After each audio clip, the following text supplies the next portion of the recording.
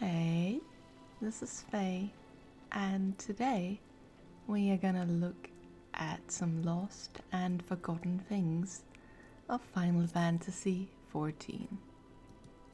Now, I don't know if you've noticed, but there are quite a lot of dungeons in Final Fantasy XIV that have parchments or notes or books or journal entries.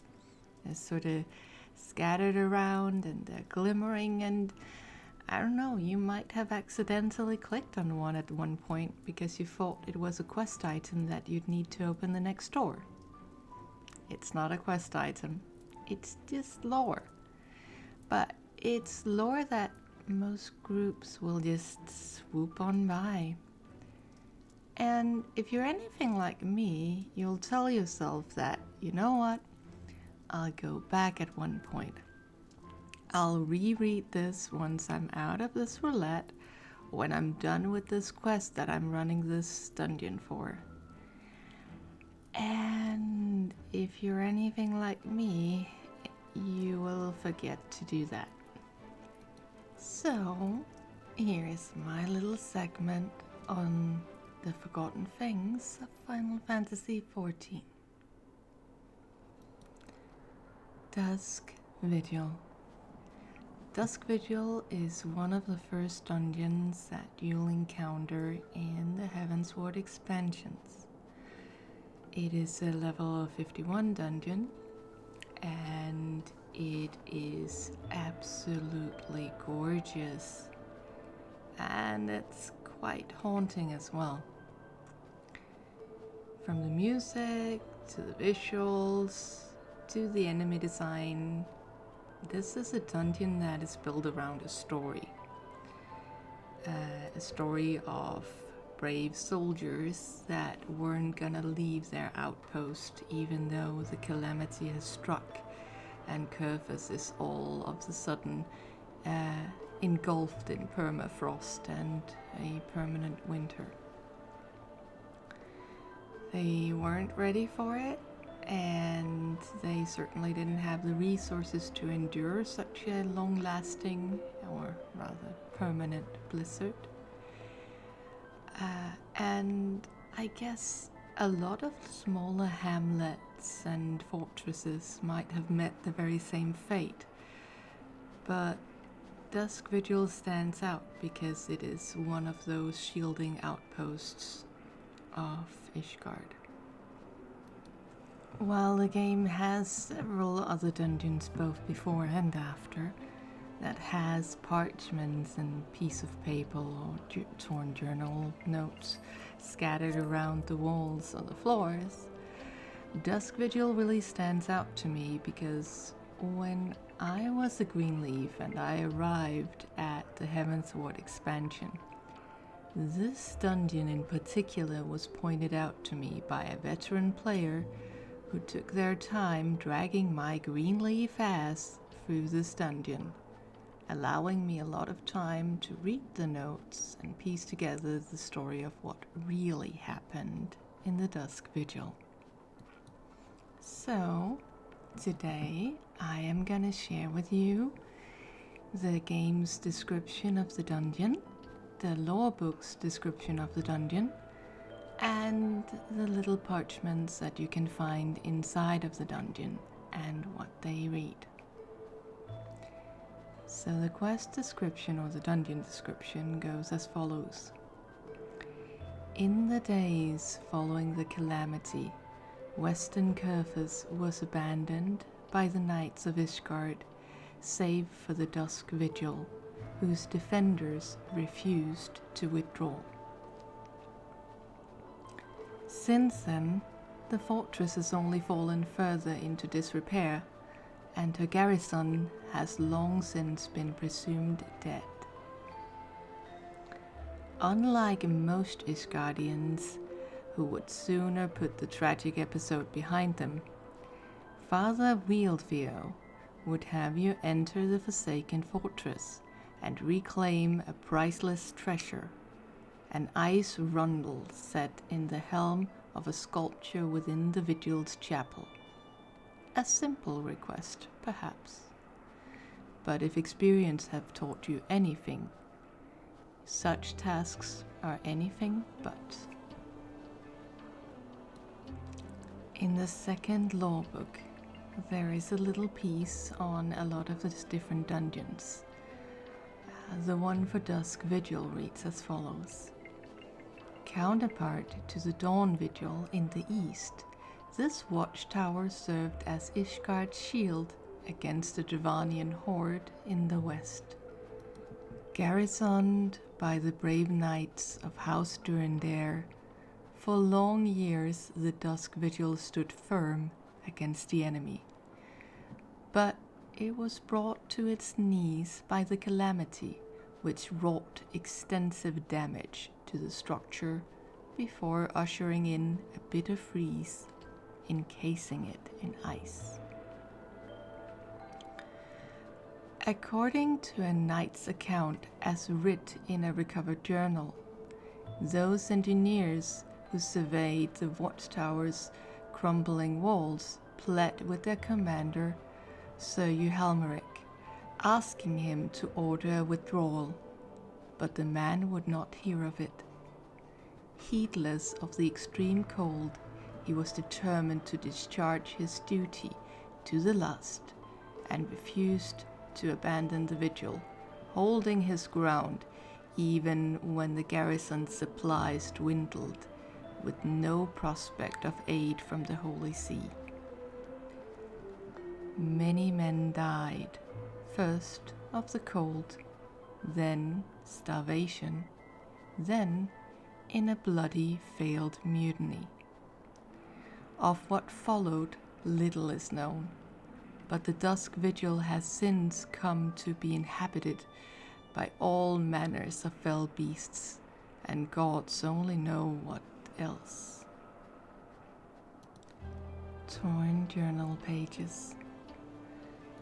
To whoever reads this, if there is anyone left to read it, let it be known that I, Sir Pascalare Nertai, bore witness to Dalamut's fall, the lesser moon's descent, the black doom which emerged from within, the flames which spread across the horizon, turning night to day. It shall haunt me for the rest of my days. It is the dawn of the 7th Umbral Era, according to some of the men. I told them to put no stock in the ravings of the prophetess, but even I do not know what to believe anymore.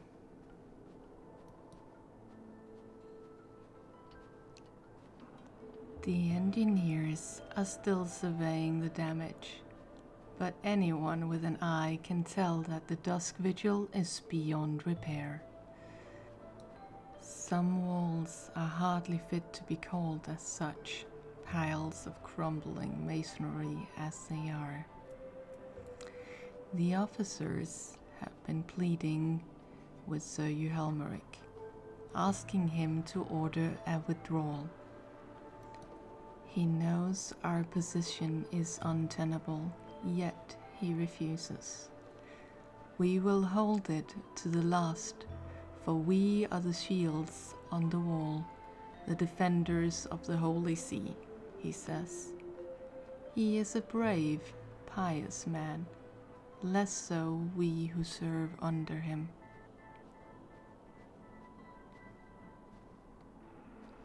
The men we rescued from the collapsed wing have not fared well. Given our dwindling supplies and this seemingly endless blizzard, we may be forced to make difficult decisions soon. This unseasonable weather grows worse with every passing day, and the toll it has taken on morale is plain. We have yet to receive reinforcements from the Holy See, and I fear none shall come. Nevertheless, Sir Euhelmeric remains steadfast in his decision, and will suffer no talk of withdrawal. Sir Euhelmeric's steward tells me he passes hours in the chapel, praying for the Fury for guidance. But I chanced to see him once as he knelt before the statue. His eyes were transfixed upon the jewel in its helm, and he was whispering things I dare not write. Sir Euhelmeric has taken me into his confidence. He says I am an honest man. I wish I were a braver one. The mutiny has been quelled. Amongst the starving, half-mad knights were Sir Euhelmeric's most trusted officers. He wielded the axe himself. Sir Euhelmeric received me in the chapel afterwards. I told him we will not last a fortnight without food. He smiled and told me that the Fury has blessed us with a bounty of fresh meat, then returned to his prayers. I joined him.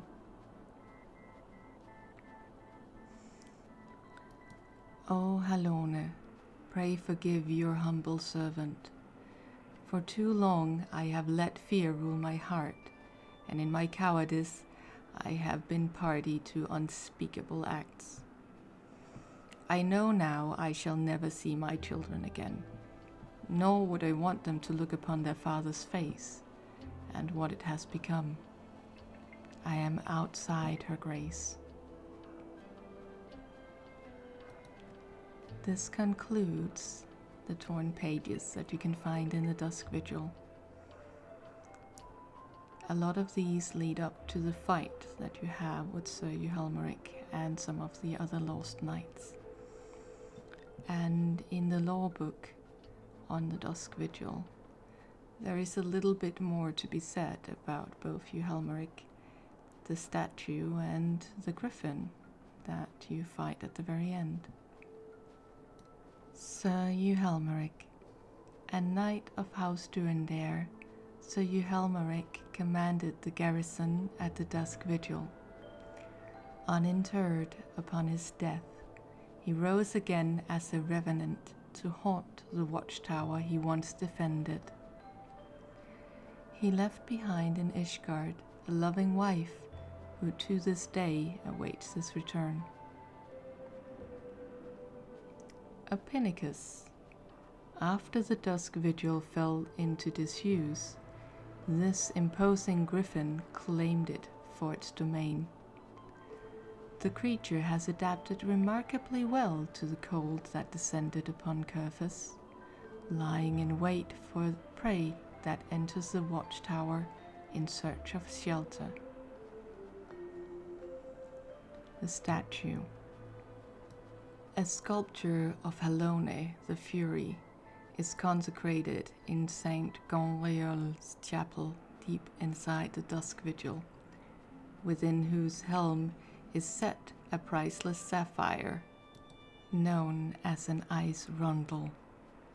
Desiring to retrieve this treasure, a momentum to his son Euhelmeric, Father Wildfell drew upon his personal funds to recruit an adventurer to brave the dangers within the watchtower. This concludes what lore we had on the Dusk Vigil.